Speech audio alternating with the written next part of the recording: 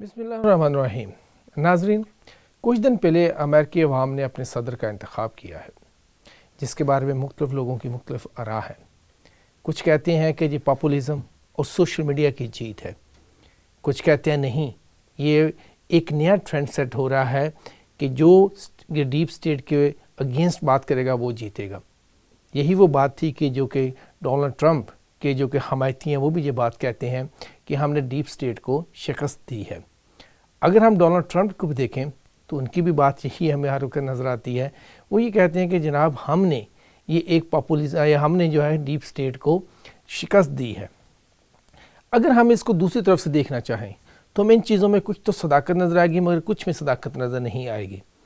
अगर हम सबसे पहले इकानमी को देखें, अगर हम अमेरिकन इकानमी की बात करते हैं तो उसमें अभी जो कि बड़ी कंपनीज हैं उन्होंने काफ़ी सारा पैसा कमाया है।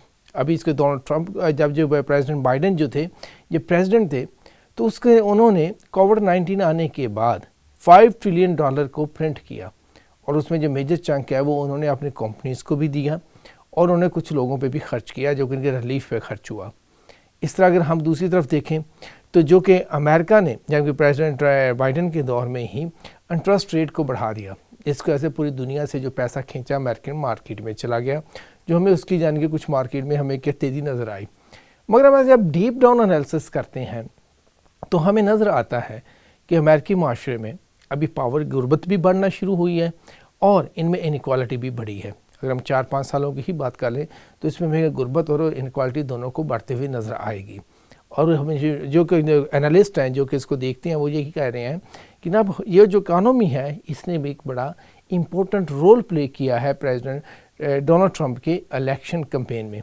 बिकॉज जब वो बात करते थे कि ये आपकी जो मुश्किलात हैं वो इस वजह से हैं कि ये डीप स्टेट इसमें इंटरफेयर कर रही है, सारे रिसोर्स डीप स्टेट ले जाती है तो आपके पास कुछ नहीं बचता। तो इनका जो है साइकिल को तोड़ना ज़रूरी है ताकि आपकी ज़िंदगियों में बेहतरी आ सके। और दूसरी जो बात है कि जो प्रॉब्लम क्रिएट हुए हैं, बजाय इसके कि अमेरिका अपने ही माँ देखता है कि उसमें क्या प्रॉब्लम है, प्रेसिडेंट ट्रंप ने जान के जो दूसरे ऐसे लोग हैं उन्होंने चाइना पे इसको ब्लेम करना शुरू कर दिया। तो जब लोगों ने अब सारी बात इतने सालों से ब्लेम कर रहे हैं, जब प्रेसिडेंट ट्रंप पहले हुकूमत में आए थे तो उन्होंने आते ही चाइना पे सैंक्शंस लगा दी थी, ना सिर्फ चाइना पे बल्कि कुछ और ममालिक पे भी।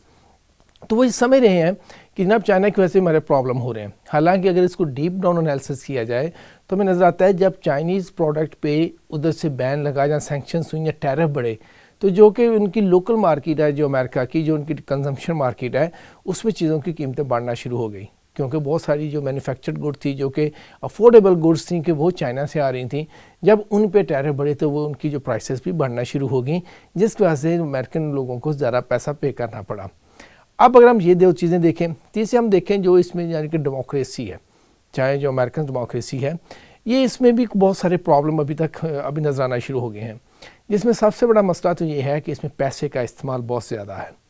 जिसके पास पैसा ज़्यादा होता है वो कहा जाता है कि वो इलेक्शन आसानी से जीतने की पोजीशन में होता है, और इसमें जो जितना आप इसको अच्छी कैंपेन बिल्ड कर लेंगे आपको वो उसका फ़ायदा होगा।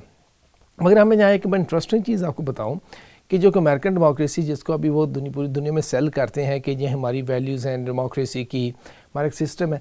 अमेरिका में भी जो डेमोक्रेसी है कि वो वन पार्टी से शुरू हुई थी।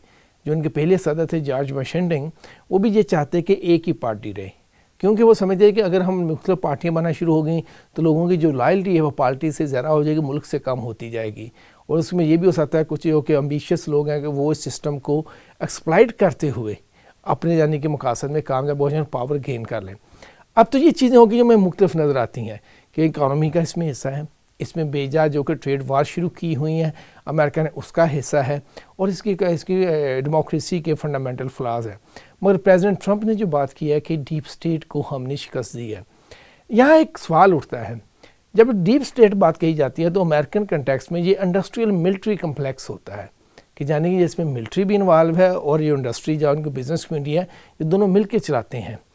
अमेरिका को यानी कि अगर हम बात करें तो पूरी दुनिया में हमें नज़र आएगा कि अमेरिका का यही जो कम्प्लेक्स है दुनिया को डिक्टेट कर रहा है। अगर इस कंटेक्स्ट में चीज़ को एनालाइज़ किया जाए और प्रेसिडेंट ट्रंप की स्टेटमेंट को ही एनालाइज किया जाए कि उन्हें डीप स्टेट को शिकस्त दी है, तो हमें इसमें कुछ शक नज़र आता है। क्योंकि देखें प्रेसिडेंट ट्रंप के साथ भी तो बड़े बड़े बिजनेसमैन हैं जो भी हमेशा से इस यानी कि इंडस्ट्रियल मिलिट्री कम्प्लेक्स का हिस्सा रहे हैं, जिसमें एलन मॉक्स हो गया, प्रेसिडेंट ट्रंप हिमसेल्फ जो है वो एक बड़े बिजनेसमैन है, इनके दूसरे लोग देखिए तो बड़े बड़े बिजनेसमैन हैं जो इनके साथ हैं। इनका जो एक कह लें कि डीप स्टेट का एक फंडामेंटल जो कि एलिमेंट है इंडस्ट्री या जिसको बिजनेस कम्युनिटी कहते हैं, वो तो प्रेसिडेंट ट्रंप हिमसेल्फ भी है, खुद भी प्रेसिडेंट ट्रंप एक बिजनेसमैन है, इनके जो हवारी हैं वो भी सारे के बड़े बड़े कुछ बिजनेसमैन हैं। इसका मतलब यह है कि डीप स्टेट को शिकस्त नहीं हुई, जिसको जो पोर्ट्रे कर रहे हैं, जो कि यानी कि डीप स्टेट का एक एलिमेंट इन पावर आ गया है। यहाँ पर ये चीज़ हमें नज़र आती है कि शायद उनका भी जो industrial complex, military industrial complex है, जहाँ जो डीप स्टेट है उसमें 2-3 धड़े बन चुके हैं, एक धड़े ने दूसरे को शिकस्त दे ली। तो लगता भी ऐसे ही कुछ चीज़ हमें नज़र आ रही है, मगर आने वाला वक्त हमें बताएगा कि इसमें मज़ीद क्या हमें इसमें सदाकत है इस चीज़ में, या क्या इसमें दूसरे फैक्टर से जो उन्हें प्रेसिडेंट इलेक्ट के यानी कि इलेक्शन में उनकी हेल्प की कि वो इलेक्शन को जीत सकें। शुक्रिया नाज़रीन।